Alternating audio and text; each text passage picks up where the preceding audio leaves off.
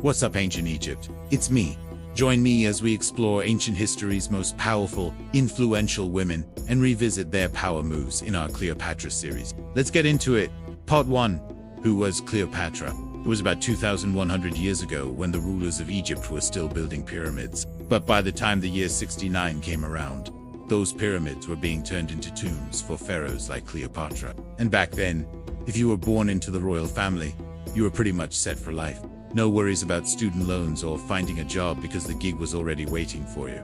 But here's the catch. Well, let me tell you, it's not easy being a queen. And she found the perfect opportunity to strike when Antiochus went to war against her. Instead, we'll talk about how she used her intelligence, cunning, and charm to stay in power and protect her kingdom from falling into the hands of Rome. During the battle, Cleopatra captured Arsinoe and brought her back to Alexandria. Then she did something that would make even Isis blush.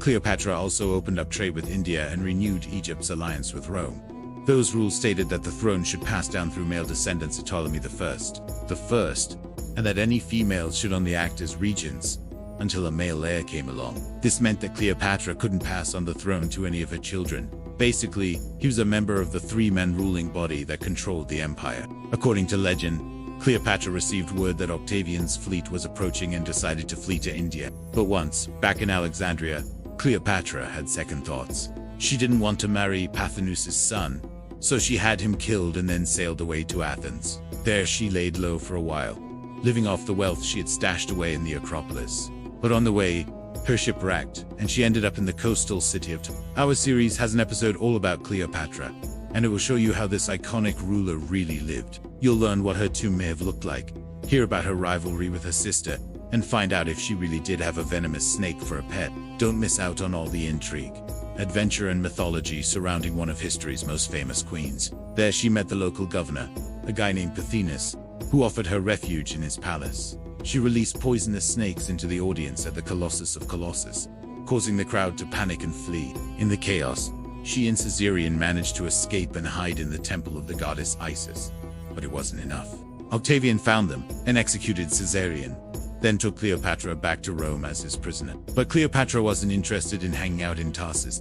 She wanted to get back to Alexandria and save her son from Octavian's wrath. When Antony tried to help Cleopatra secure the throne for her son, Rome saw it as a threat to their power and influence. Octavian, who was one of Antony's fellows, declared war on Egypt. She recruited an army of 2,000 mercenaries and launched a surprise attack on Octavian's forces. But it wasn't exactly the Battle of Thermopylae. Cleopatra's army was no match for Octavian's legions, and they were soon forced to retreat to Alexandria. As Antony prepared for battle, Cleopatra was busy planning her escape. She was more concerned about protecting her own power than actually winning the war. Some sources say that she killed herself by letting an asp bite her, while others say that Octavian ordered her put to death. Either way, she died believing that she would be reunited with her beloved Antony in the afterlife. I mean, talk about a power move. After all, she had escaped Rome once before and could do it again. And that left the door open for her younger brother, Ptolemy V, to claim the throne when she died. He was next in line according to those rules, even though he wasn't her son. She wanted to present herself as the new Egyptian pharaoh, the reincarnation of the goddess Isis. Remember how I said she was an only child? Well, that didn't stop her from having children. She had 2 kids with each of her lovers, a boy and a girl. But don't worry, they weren't half-siblings. Cleopatra hosted a banquet in honor of her late father and invited her sister and the assembled dignitaries as guests of honor. But once inside, she ordered her guards to slay them all. Even Arsinoe's young son wasn't spared. Cleopatra went on to become the last active ruler of the Ptolemaic kingdom of Egypt, just like her brother before her. Anyway, when Cleopatra died, she left her kingdom to her son. Sure, he was only 14 years old, but he was her son. She probably thought that since she had the most power out of anyone in Egypt at the time, she could keep him safe and let him grow up until it was time for him to take over. Unfortunately, Rome had other plans. You see, it was during Cleopatra's reign that Egypt began its slow decline. Rome started taking more control over Egyptian affairs and taxing them heavily. On top of that, there were rebellions in the countryside and Cleopatra needed someone to blame. Enter her sister, Arsinoe IV. She was living a carefree life in the city of Gaza, happily married to Cleopatra's former lover, Ptolemy XIII. But when Cleopatra heard about the unrest in the countryside, she thought it was the perfect chance to take out her sister and frame her for the crimes. She sent assassins to end Arsinoe's life. Although they did their best, their mission failed. Arsinoe survived the attempt on her life and fled to the kingdom of Elam. There she met King Antiochus, who fell head over heels for her. Soon after, she was crowned queen. At this point, she had married her brother, but now she would rule alongside him. But if you think sharing the throne with your brother is difficult, try sharing it with your sister. Their relationship was so bad that at one point, Cleopatra went on exile to Syria and had to make her own way back to Alexandria with the help of her ally, Rome. Once back in power, Cleopatra had her brother put to death. In fact, the Ptolemies were a dynasty of Macedonian Greek rulers who took the throne after Alexander the Great kicked the bucket. By the time Cleopatra came along, Greek had replaced Egyptian as the official language, and the people of Egypt were mostly Greek and not Egyptian. But Cleopatra knew she could use her Egyptian roots to her advantage. Whenever she showed up to parties, she wore Egyptian-style dresses and jewelry, and spoke in an exaggerated Egyptian accent. People ate it up. You had to be related to your predecessor, and you had to be willing to share the throne with your siblings. In other words, you were not allowed to be an only child. Imagine having to share your kingdom and your man with your annoying little sister. Well, Cleopatra didn't have to imagine it. She lived it. Now, back in those days, Egypt was like the Beyoncé of the world. So Cleopatra and her younger sister Arsinoe IV were raised by their father. But sharing the throne wasn't all that fun.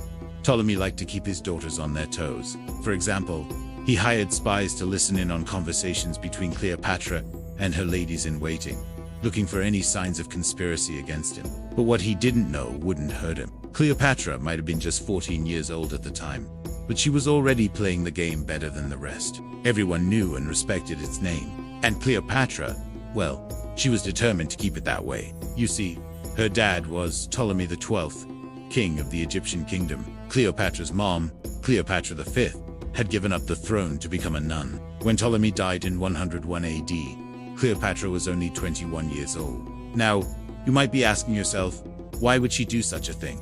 Cleopatra was not one to let things go, though. She wanted her sister dead or alive. Throughout her life, Cleopatra was known to have romantic relationships with both men and women.